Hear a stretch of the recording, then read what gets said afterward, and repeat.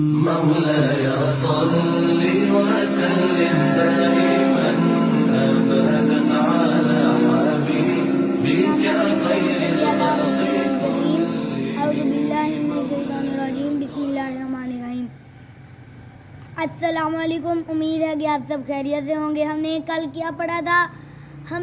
پڑھا تھا ہجرت حبشہ، اور آج ہم پڑھیں گے کہ جب وہ واپس آئے تو کیا ہوا، کس طرح سب کچھ۔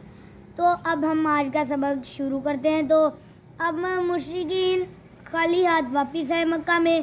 تو جب وہ واپس آئے وہ بہت غصے میں تھے۔ انہوں نے ایک گروپ تیار کیا اور ابو طالب کے گھر گئے۔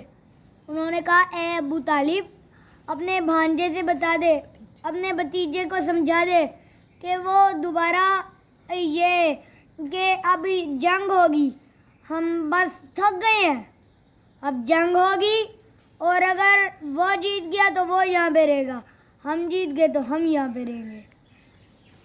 تو اب کیا ہوا کہ ابو طالب نے اپنے بھتیجے کو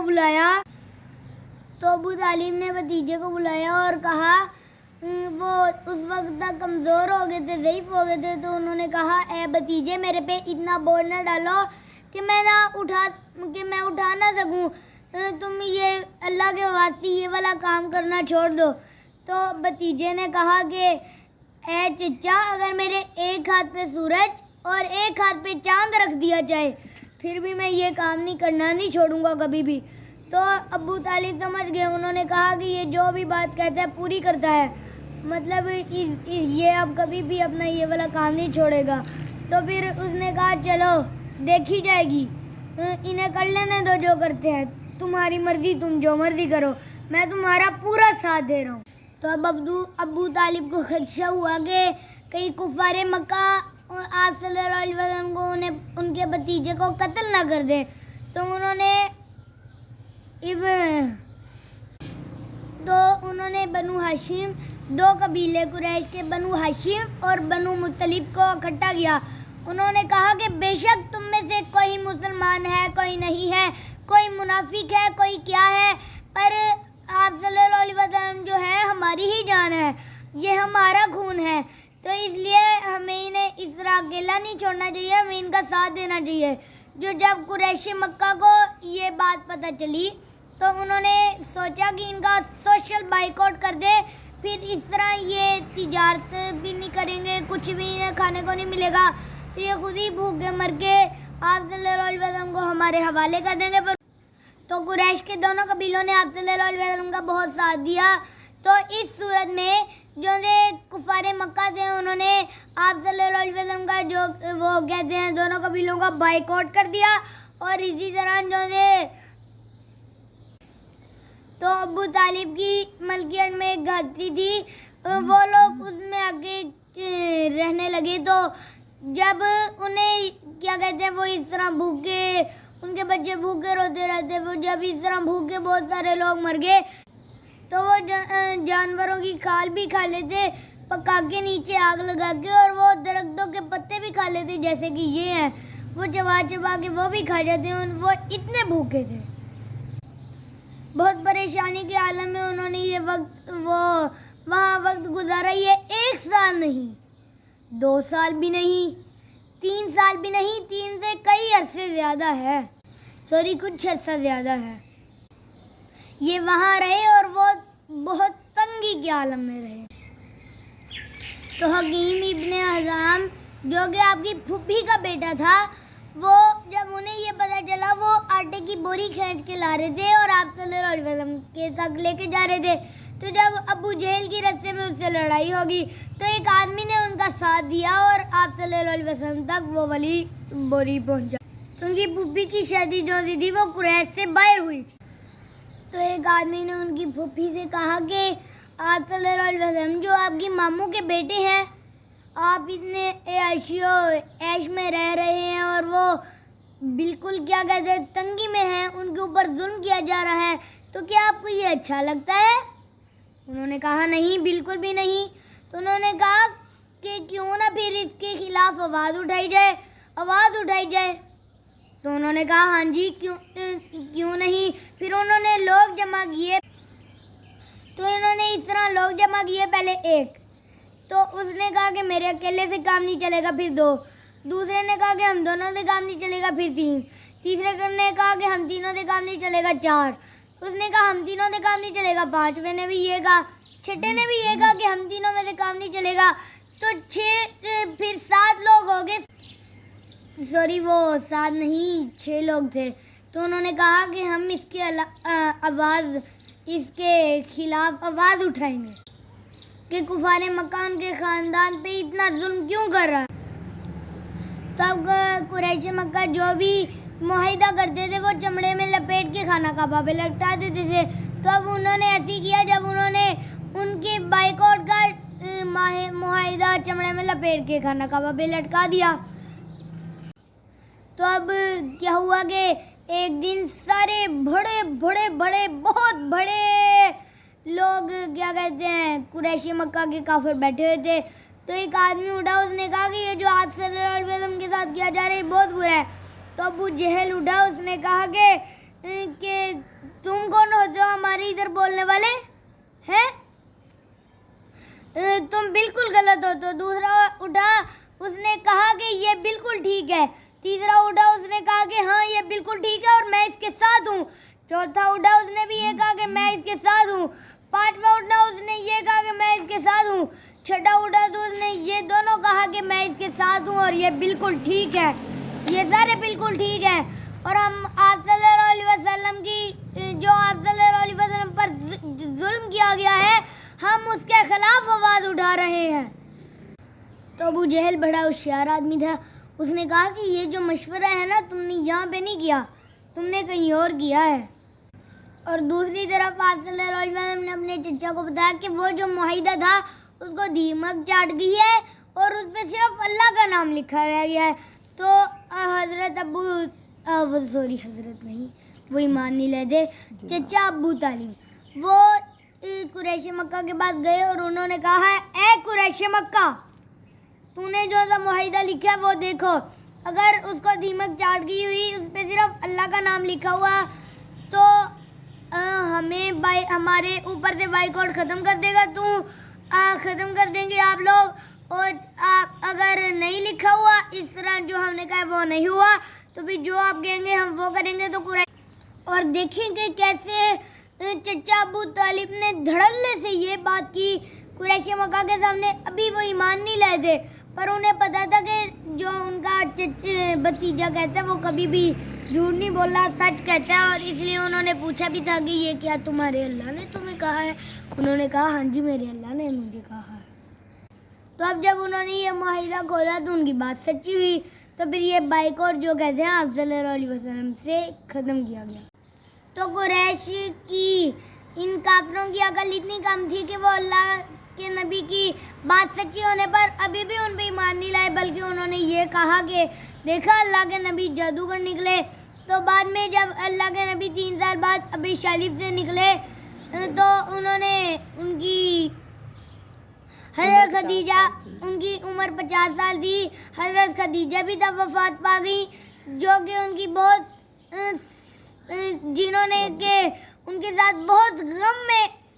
بہت غم گزارے، غم والے دن گزارے، انہوں نے ان کا بہت ساتھ دیا، ان کی بہت پسندیدہ تھی وہ، تو وہ بھی انتقال پا گئی۔ تو بعد میں کچھ دنوں بعد ان کے چچا ابو طالب بھی انتقال پا گئے، تو اللہ کے نبی نے انہیں بہت غمگین سال قرار دیا۔